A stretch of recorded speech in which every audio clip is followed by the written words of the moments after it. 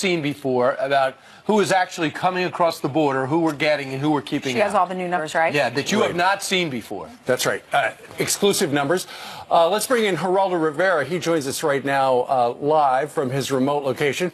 Geraldo, good morning. Good morning to you as well. Geraldo, we've got an inside look at the thought process behind what Michael Cohen has told the prosecutors and things like that. We've got 3 sound bites. We're going to ask your opinion on these things. But first of all, it goes to the very core of what Rudy Giuliani has said, that this guy cannot be trusted. He's told a lot of lies. Here he is on ABC about an hour ago explaining why people should believe him, even though he lied to Congress. You pleaded guilty to lying to Congress. Yes. So why should we believe you now? Because the special counsel stated emphatically that the information that I gave to them was credible and helpful. There's a substantial amount of information that they possess that corroborates the fact that I am telling the truth. So you're done with the lying? I am done with the lying. I am done being loyal to President Trump. All right, so there you go. He's done being loyal. No kidding. He's done lying, he says. Well, I think Michael Cohen is full of crap, to tell you the truth. You know, he got some favorable grades from the special counsel in terms of his veracity, but you recall that the prosecutors in the Southern District of New York are extremely unsatisfied with the truthfulness of Michael Cohen's responses. It seems to me that Michael Cohen is trying very hard to be the John Dean of the Trump White House. He wants to be the king rat. He wants to be the chief snitch who takes down Donald Trump. He does represent, I hasten to add, a real peril, a real jeopardy for the president, because if he is believed, then the president is on the short end of the stick in terms of the hush payments to both Karen McDougal, the Playboy Playmate, and to the porn star Stormy Daniels. Michael Cohen is suggesting that Donald Trump led the negotiations, and Donald Trump did it to win the election, not to save the First Lady from embarrassment. Right, and also the question is, does he have tapes? They say, according to Michael Cohen, he was in the room. He also talks about Donald Trump being a liar, the country being in trouble because of it. Here he is saying he is taking responsibility for what he did, but also calls out the president. I'm angry at myself because I knew what I was doing was wrong. I stood up before the world yesterday and I accepted the responsibility for my actions. The actions that I gave to a man who, as I also said in my allocution, I was loyal to. I should not be the only one taking responsibility for his actions. So he's still lying? Yes. Well, you know, Geraldo, so he says the president is a liar, but then it goes to what you were touching on a moment ago. The question with these hush money payments is, are they a private transaction, or would that be a campaign violation? We had the judge who said it would be a campaign violation. Andy McCarthy, however, who used to be a former federal prosecutor, said it certainly would not be. Where do you stand? Well, first of all, let me just say that Michael Cohen makes my skin crawl, talking about how he's telling the truth now, even though he was lying yesterday.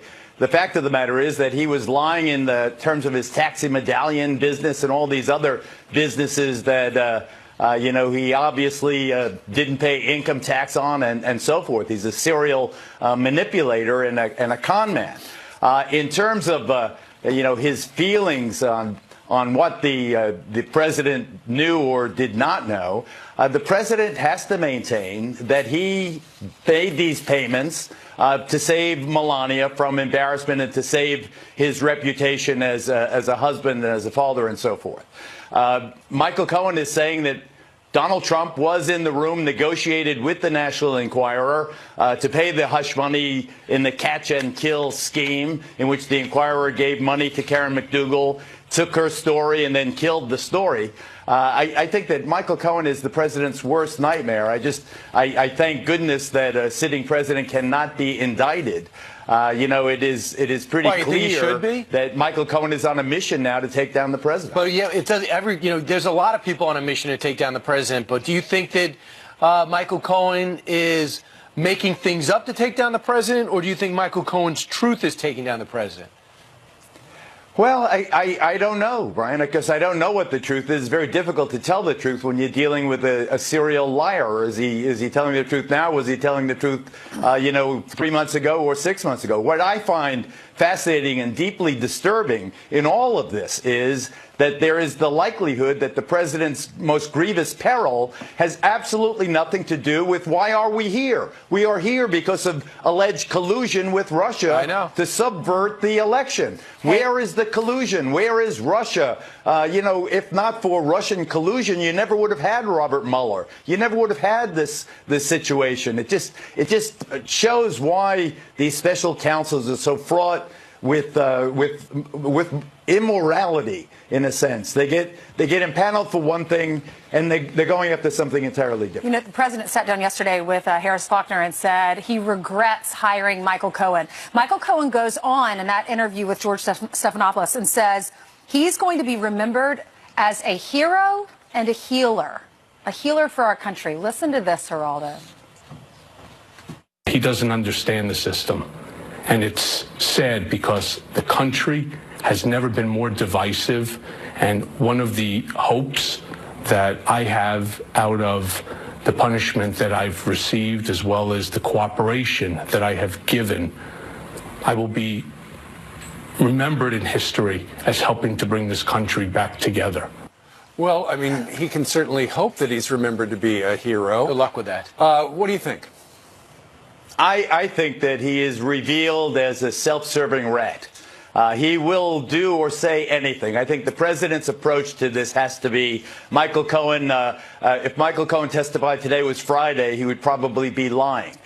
You've got a situation where he is trying his best to not only sing a song, but to be operatic here in his expansive excuses. Why is he taking down the president? He's doing it for history. He's doing it for the nation. That's total BS. He's doing it to save his own behind because he cheated on his taxes. He finagled with the taxi medallion companies. He's facing serious jeopardy, legal jeopardy that has absolutely nothing to do with his tenure. But on the other hand, you have a situation where he's the consigliere. He's the right-hand man. He's the person, the keeper of the keys. He knows all the secrets, and he's doing his best, it seems to me, in almost a malicious way, to hurt, not to find truth, but to weasel out, get the best possible deal, and hurt the president to the maximum extent. Everything you said is true. But every lawyer will think the same thing as you. It's all about who corroborates, if anyone, that story. And when you have an immunity deal with the CFO and an immunity deal with someone like this guy, David Pecker, the Inquirer, who everybody agrees was involved in this, that's going to be the key, isn't it? Well, the David Pecker, interesting, Brian, that you mentioned him. I think that he represents a true danger because he is a businessman of good repute, the publisher of the National Enquirer. If Cohen is to be believed, and again, that I put real caution there, but if Cohen is to be believed, the negotiation was between the President of the United States, then candidate Trump, and Pecker without Cohen. In other words, Donald Trump saying, oh, let's give her some money, you buy her story, then you don't publish it, okay? Okay. That's the Cohen kind of scenario. If that's true, it's a grave danger. But the president cannot be indicted while he is in office.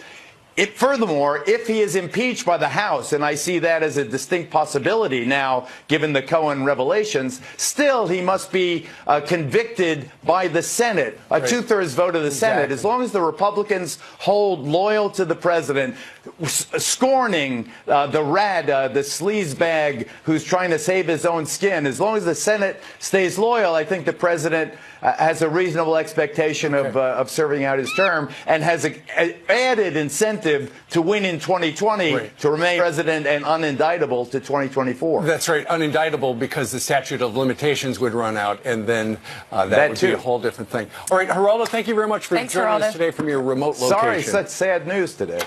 Well, it's news of the day. Using your legal background. All right. And your insight. All right. 8:10 now here in New York City, and Jillian joins us with some headlines. That's right. Good morning. And we continue to follow this news out of Georgia. So let's get right to our Fox News alert. A police officer is shot and killed when a routine traffic stop turns violent. The suspect shooting the officer in the head while he ran from his car in DeKalb County, Georgia. He also shot and wounded a K-9 before being killed in a shootout with police. The fallen officer was with the department for less than 2 years. His brother's in blue, as you can see, tearing up outside the hospital. This is the 46th officer shot and killed in the line of duty this year. That's 8 more than the total number killed last year. 40 Palestinians arrested overnight in raids as Israel beefs up security in the West Bank. 37 of those people allegedly linked to the Hamas terror group. Palestinian protesters seen throwing stones at the Israeli soldiers as tensions rise in the region. At least 7 people were killed in the violence this week. It is the last ride for Rolling Thunder. The annual motorcycle tradition honoring our heroes on Memorial Day weekend will come to an end next year. Hundreds of thousands of bikers have roared through our nation's capital for the last 30 years. But organizers say high costs and complex logistics are forcing them to end it. Last year's event cost $200,000. The final ride will be held on May 26th. A special delivery for a brave 10-year-old girl fighting a brain tumor. A Secret Service agent hand-delivering a message to Olivia Hall straight from the Oval Office. It's a picture of Olivia and President Trump from when they met in Ohio earlier this year. He signed his name and wrote, "I love you." Isn't that so sweet? And delivered by hand by a Secret Service agent. Secret Service became Secret Santa. Oh, nice. Well put. Thank All you, right, thanks, Jillian. Jillian. 12 minutes now after the hour. ICE releasing brand new numbers about arrests at the border this year alone. That's what you will not see that anywhere else. Homeland Security Secretary Kirstjen Nielsen is here to break them down and reveal them first for us to you. And you know the president's ripping the Paris Agreement after weeks of violent protests in France. Listen.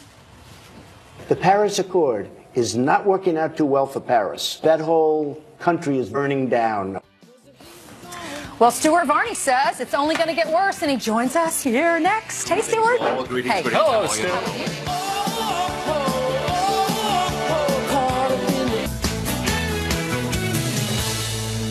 The Paris Accord is not working out too well for Paris. That whole country is burning down, okay? If I was in the Paris Accord, we would be paying trillions of dollars for nothing. All right, President Trump slamming the Paris Climate Accord after those violent protests in France. So do these ongoing protests show why the president was right to pull out of the deal, or is it something else? Well, here to weigh in on this is Stuart Varney, host of Varney and Company on Fox Business. You say yes. Yes, the president is right about this. Why? Look, the Greens have a problem here. They cannot sell the fix for climate change, which the United Nations is recommending. I think the Greens have 2 problems here. Number 1, voters are not prepared to pay more for fuel, gas, or electricity. They're not prepared to pay more now to fix a problem that may be serious 80, 90 years away. They're not prepared to pay that. The Paris Climate Accord wanted us, the Western world, America and Europe, pay more now. That's not going to work. They're not prepared to accept it. Right. French workers went on strike. They're rioting in the streets. They're not going to pay more for climate change. They're already paying $7 a gallon for gasoline. Because it goes to working and middle class. It's not going... Precisely. And they're on There's a another tight problem budget. here. Can't afford it. Why should we, in the West, Europe and America, why should we sacrifice now, and that's what we're being called on to do, pay higher prices, why should we sacrifice whilst China, the world's leading carbon polluter, keeps on polluting, doesn't have to do anything until the year 2030 under the Paris Accord, and then all they've got to do is, well, we'll try to get it down. Does it worry you that going forward, having seen the success of the protesters in France, if a group has a problem with something a government does, you're going to have that kind of thing. Next thing, you know, the government's going to cave, and they're going to get their way. Yeah, I mean, you're right in the sense that Macron absolutely caved. I think he had to save his presidency. But whether that kind of revolt is transferred to other issues, I don't think so. You don't know that for a fact, but there is clearly a revolt when it comes to paying higher prices for gasoline, electricity, or anything else. Remember, in Washington state, in the November midterms, there was an item on the ballot calling for a carbon tax. Right. You know, tax coal, tax oil, gas, etc., etc. It would have raised $2 billion from Washington state in 5 years. Voters completely rejected it. Well, it goes back to my point. They're not prepared to pay more now for a problem in the future. You're going to be talking about that on the Fox Business Network from 9 to noon? All kinds of things. All right. Yes. Thank you. Watching. Great job. Thank you, Stuart. Thanks, Stuart. Happy Friday. And you too. All right. Meanwhile, the Immigration and Customs Enforcement Agency releasing brand new stats about arrests at the border for 2018. You're not going to see them anywhere else. Homeland Security Secretary Kirstjen Nielsen here to break them down for us exclusively next. To us after the totals. She joins us right now. Ms. Secretary, thanks so much for joining us. I appreciate it. Good morning. These numbers are pretty staggering. 90%, 9 out of 10 aliens arrested had criminal convictions and pending criminal charges or previously issued final orders. Yes, that's correct. And to your original question, no, I'm not surprised. The men and women of ICE work hard every day to secure this country despite limitations from Congress. So we've seen a 10% increase in both arrests and removals. The rest of that graphic we just put up says nearly a 50% increase in the arrests of illegal aliens with criminal histories. When you see that number, explain why that's important. Well, I think it goes to show that what we're prioritizing is the safety and public safety of our communities. So first and foremost, we're looking for illegal aliens who have also committed crimes in our country or another country, and to make sure that we remove them to protect our communities. What about the amount of drugs? Homeland Security investigators, they seized nearly 900,000 pounds of narcotics so far this year, and we still have 2 more weeks to go. Yeah, this is another really important part of our mission. The entire department actually contributes to the mission of removing drugs from the streets. And that's in addition to 1.3 million pounds that CBP has interdicted at our borders. Wow. So when the president got some blowback saying we found terrorists, 10 terrorists over the last few weeks when he had that famous Oval Office exchange on Tuesday, you say not only, have you found a number to back that up? Yeah, so we basically what that number references is every day the Department of Homeland Security prevents 10 known or suspected terrorists from traveling to our country, and those are the ones we know about. So that's why the information sharing baselines that we've put into place, the partnerships with foreign countries, and making sure that we know who is coming here and what they intend to do is just vital for our security. What do you know about this little girl, the 7-year-old migrant girl that was taken into Border Patrol custody and then died of dehydration and exhaustion? Yeah, it's heart-wrenching is what it is, and my heart goes out to the family, all of DHS. You know, this is just a very sad example of the dangers of this journey. This family chose to cross illegally. What happened here was they were 90 miles away from where we could process them. They came in such a large crowd that it took our Border Patrol folks a couple times to get them all. We gave immediate care. We'll continue to look into the situation, but again, I cannot stress how dangerous this journey is when migrants choose to come here illegally. Yeah, I understand she had 105 fever, and you guys got her over to a hospital in El Paso. Were unable to save her life. Madam Secretary, tell us a little bit about the status of the caravan right now. I know a couple of days ago some members delivered a letter to the consulate in Tijuana. They're demanding that you speed up the asylum process. They're also demanding $50,000 in some cases so they can go home. What's the latest on that stuff? I just, you know, as an American, I think that's outrageous. I mean, this is a group, unfortunately not everybody in the caravan, but these are folks in the caravan who have made political demands. They've asked us to intervene in the government of Honduras. They've demanded that Americans pay them $50,000 each, and they've demanded that we change the way in which we do immigration and protect our border. These are not migrants who are seeking asylum. Well, Republicans are digging in because Democrats are saying we're not going to give you the money. We saw that meeting with Nancy Pelosi and Chuck Schumer in the Oval Office. President says he wants $5 billion. What's the status of this? What do you think will happen? You know, the status is this is just a terrible example of politics at its worst. Democrats have voted for the wall before. In fact, they appropriated money for the wall just last year. Nothing has changed. In fact, the numbers have gone up. The security risks have gone up. We stopped thousands of special interest aliens at the border last year, thousands of criminals. We know there's criminals in this flow. The need for the wall has never been clear. Walls work, and yet Democrats are saying they will not fund the wall. Well, where would you especially need it? Because I understand 42% of the illegals come through a certain sector. And would you be able to maybe outline exactly what you need and where you need it? Sure, we've done that. So we have a full border security investment plan that we've provided to Congress. It walks through every priority area. We're looking to fund the first 17 first, but you're exactly right. We know where those smuggler routes are. And that first and foremost is where we need that combination of wall, infrastructure, and personnel. And if we had that, would that reduce those numbers you released to us just months ago? Absolutely. I mean, we've seen walls work. That's the facts. We've seen that in Yuma. We've seen that in San Diego, El Paso, Nogales. Where we have wall, that illegal flow has dropped somewhere between 90 to 95%. That is substantial. Is there a way you could do the job if you don't get the funding for the wall? Because I know we saw Tijuana, that port of entry, you were shutting it down. You had all those troops down there at the border trying to prevent people from coming over. You put the barbed wire, on the fence. Is there a way that you can do it if you don't get the funding for the wall? What I will tell you is this president has made it clear that he will secure this country. So everything is on the table. We will continue to use everything at our disposal to protect the American people and ensure a safe and orderly process. So I think we'll continue to do everything we can, but I do hope Congress does their job and funds a major security need. Secretary Nielsen, the president said he really likes you. He talks about how smart you are, but he'd like to see you tougher. Have you talked to him about that? And what is your status now for the next 2 years? Yeah, so we talk almost every day. We are aligned on the need for border security, the need to ensure the safe and orderly flow. It's my privilege to work on behalf of the American people, and I'll continue to do it and make sure that DHS has the support, tools, and resources they need to do this job. Right. The president made it clear in that Oval Office meeting that shutting down the government would be worth it to get the wall. Do you feel the same way?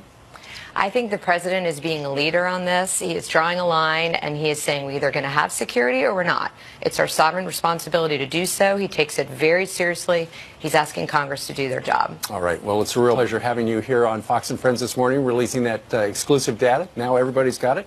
Kirstjen Nielsen, Secretary of the Department of Homeland Security, thank you very much. Thank you so much. My pleasure. Thank you. You bet. Meanwhile, coming up straight ahead, fired FBI Director James Comey mocked lawmakers about searching for the truth on Twitter.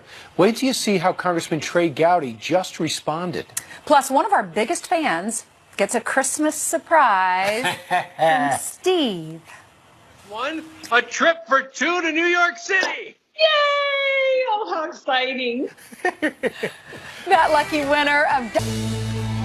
It is called the former FBI director a, quote, amnesic after a closed-door hearing on Capitol Hill. Comey responding on Twitter, writing, and I was worried this wouldn't be a dignified, open-minded search for the truth.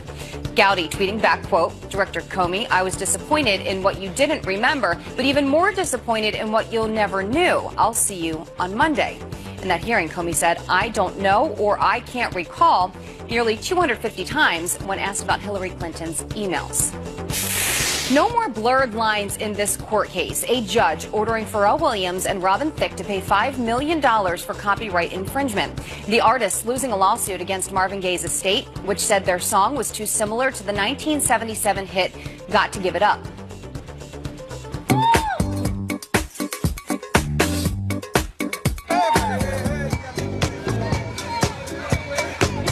Of blurred lines royalties.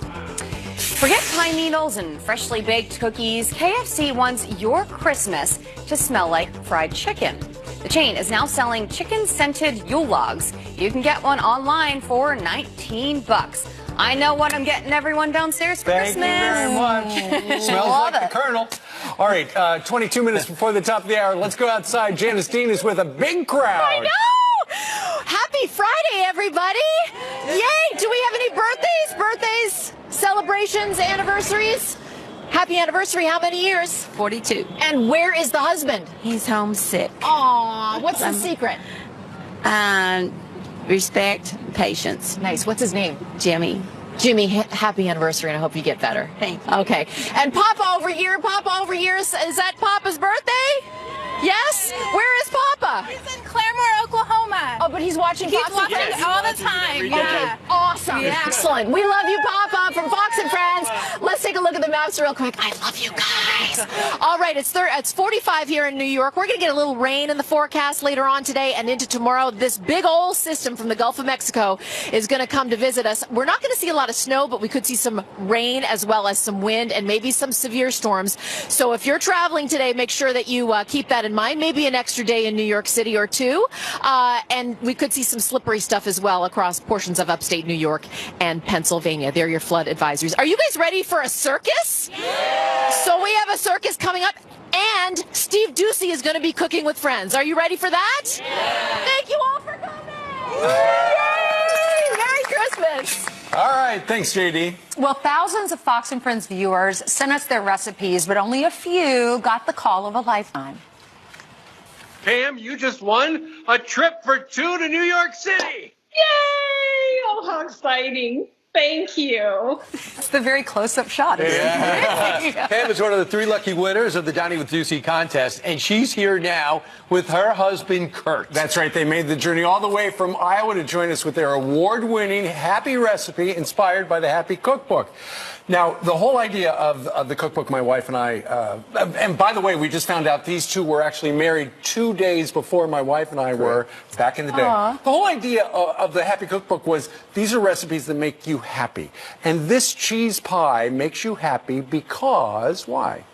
Well, this recipe brings back great memories of my childhood and my mom.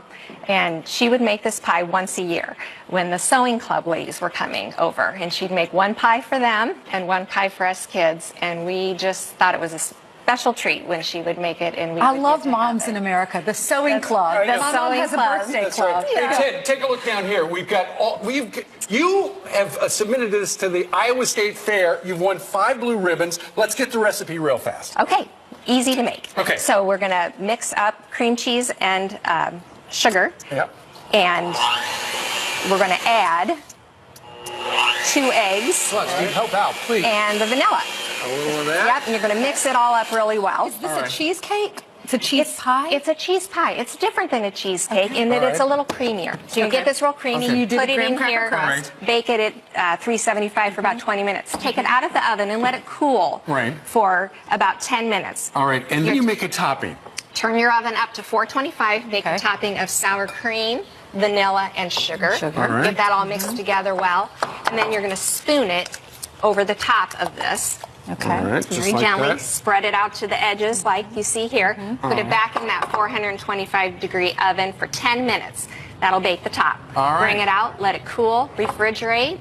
Then I like to put a little sprinkling of cinnamon on top. All right. Ooh, just delicious. to make it extra special. And then you eat And it. we just love it. All Can right. we try it? Well, Here, let's try Brian. some. Give it a try. Hey, Kurt, does this make you happy too? This is really happy food. Very good. Now, Kurt, could you do this yourself? That'd be a challenge. Oh, that is good. That is really good. You know, I love it. But I think when you hear cheese pie, it makes it sound like it's just going to be cheese. This tastes like a cheesecake. Yeah. But it's creamier, you're right. Yeah, it's Now, this is creamier. great. After you win That's a blue delicious. ribbon, how do you celebrate?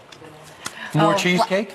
Lots of pictures and, yeah, lots of cheesecake throughout the year after everybody. And your told mom me only to made it record. once a year. She Growing up, made it y'all once didn't have a lot of year. sweets. Yeah, I make This is we delicious. didn't. We didn't have dessert much growing up, so it was a special treat. The Iowa State Fair, what an honor. We've been to the Iowa State Fair because have that's been. when the elections, your state is so important in the election process. They know. It's a great event. It really is. And why do you like Fox and Friends? Because I know your family watches all the time. We do. We watch every morning and love just getting the news from you. Well, congratulations. Thank and you. To say thank you, our friends at Cuisinart are presenting you with this griddler. It's a fantastic new way to cook. Is it new? And absolutely, it's still in the box, Brian, from all of our Thank friends you at so much. Cuisinart. Congratulations. You know what? Thank We'll ship you. it to you. Yeah. Thank you very much. Thank you. Nice meeting. Congratulations. Merry Congratulations. Merry Christmas to you. We loved too. hearing your happy cookbook story. Thank you. Thank you. Buy it, the Happy Cookbook's a Oh, that's good right. Christmas present. Absolutely. It's available for Christmas. That's Buy right. it now. All right. In the meantime, on this Friday. First Lady for how they treat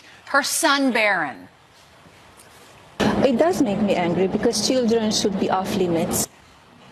What she says about protecting her son coming up next. And I'm eating some cheese. All right, but and the I'm supposed circus to is tell back you. in town. The Big Apple Circus is performing live on the Fox Square. How do I know? Because I have a monitor. Well, Sean Hannity sat down with First Lady Melania Trump, and the first part of that interview aired on Wednesday night. The second part aired last night. Many of you were in bed, so if you missed the interview, she talks here about protecting her son and how kids would be off limits. Listen. It does make me angry because children should be off limits, and I protect him and I want to give him normal life as possible. This is not normal life, but I like to protect him and give him the childhood that he deserves. Yeah, because he's 6 foot already, or 6'1", and you feel how young he is. He's 12, 13 years old.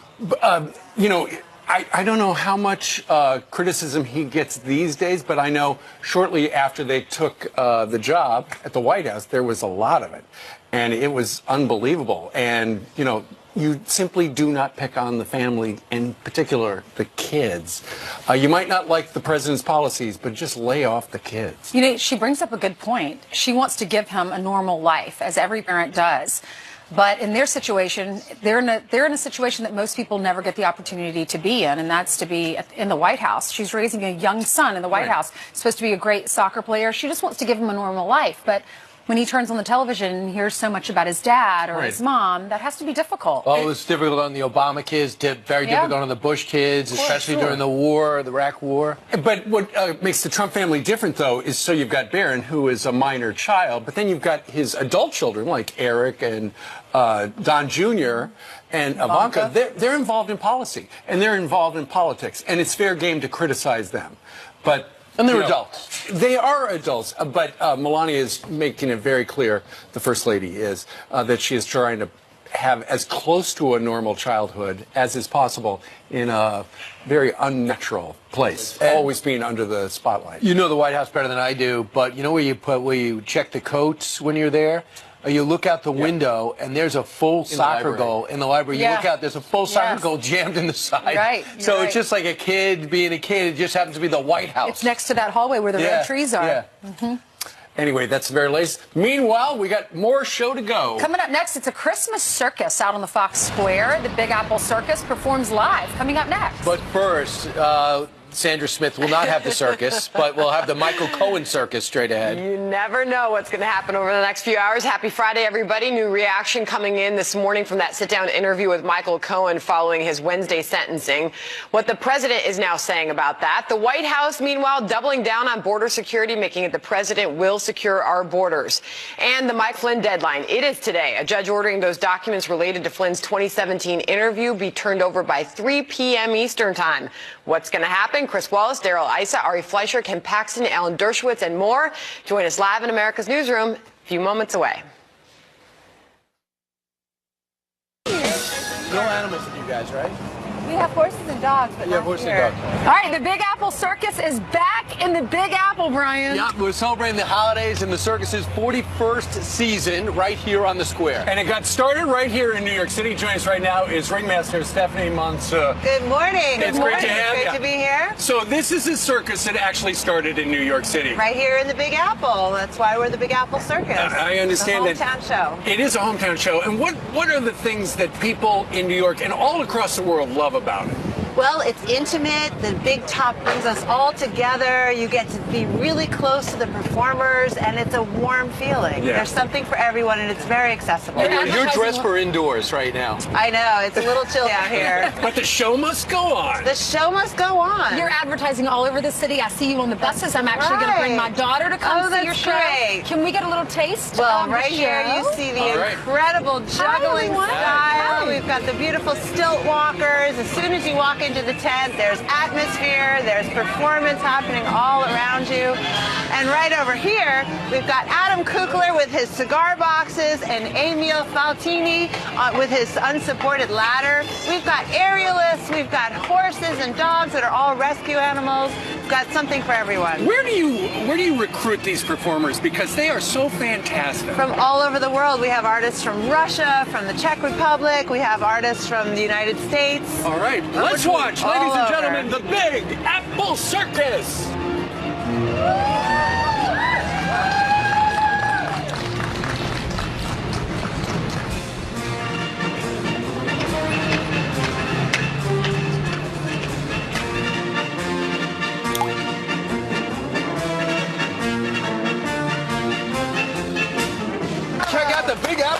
tickets, ladies and gentlemen. Join us. They're traveling all around the world. Check out BigAppleCircus.com. BigAppleCircus.com. We'll see you in the big top. Back in a moment. Thank you. Cue the music. Bring it up. Back.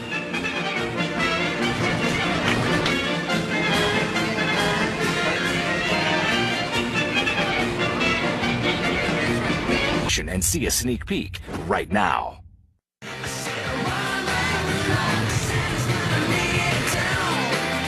Seen before about who is actually coming across the border, who we're getting.